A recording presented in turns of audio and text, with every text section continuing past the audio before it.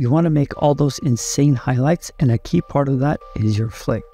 Making clean transitions and killing your enemy. So how do we get you to that level? Do be sure to stick around to make sure you get the full scope of flicking and not just what you perceive to be important. We start by understanding the differences between various flicks. Before we start, please know that I offer aim coaching.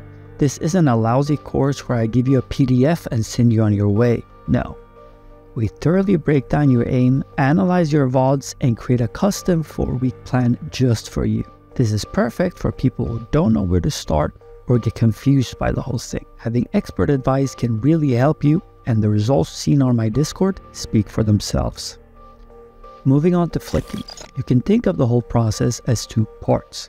The holy shit I see someone and react as quickly as possible, and the subconscious part of your brain that knows when to stop and start pressing mouse 1. You can see how the different fields of aim present themselves. Raw reactive emotion to pure flicking, and if you're on target or not. Accurately flicking can be practiced through smaller bots and generally a bigger emphasis on technique.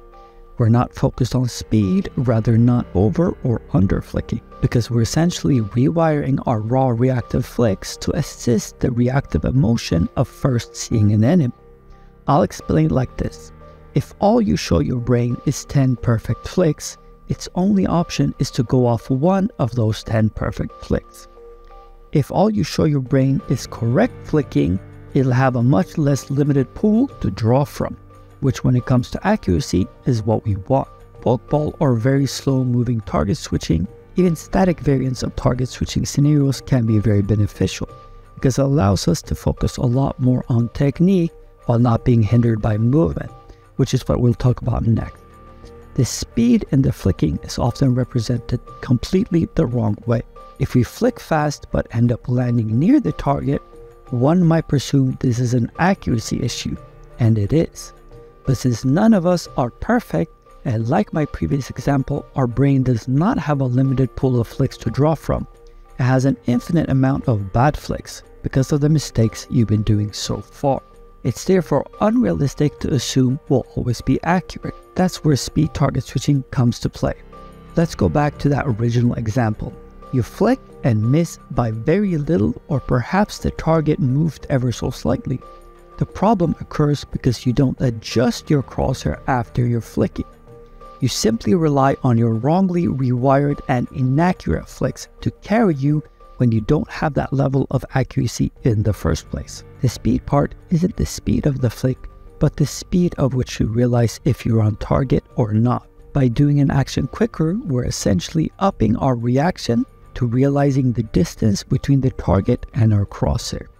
We can therefore realize if we're on target or need to adjust quicker. You wouldn't be mistaken if you would then assume speed target switching is strangely beneficial for games like Valorant, where the bots are so small, we're bound to do mistakes and have to realize if we're on target or not. This form basically highlights our mistakes through larger target switch style of scenarios, both where everything is in front of us if we lack pure flicking, or 360 style if we have a more of an evasive micro-adjusting issue, where we have to first flick and then adjust. So where does static fit into all this? Well, static has similar benefits to speed, but the key difference here is that static is less about flicking and more about adjusting before you click. So here we aren't focused on the pure reactive flick, but adjusting before we hit mouse 1. If flicking is the raw reactive emotion I talked about earlier, static is what tells you you're on target now, you should click mouse 1, or you're not on target, you need to adjust. It's therefore the wrong approach to neglect accuracy in static, but not any type of accuracy. To get the optimal results in static, you need to confirm you're on target before clicking every single time.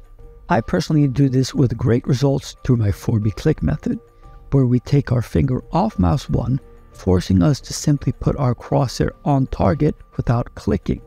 We then visually confirm we're on target, which is the most important part, before letting our finger down to mouse 1 and finally clicking the bot. We lift our finger because this forces us to constantly have to confirm we're on target or not, which is the whole point of static. We often get into habits of thinking we're confirming, but in reality, we're just going about static very lazily, where much technique is actually needed. My 4B click method dumps it down to where everyone can repeatedly keep doing this, from high levels to low levels, and make us stop relying on that pure reactive flicking to help us in our micro adjusting. If you enjoyed this sort of analysis, do be sure to join the Discord, comment down below, and do consider joining my aim coaching group where we've been able to see great results with our clients.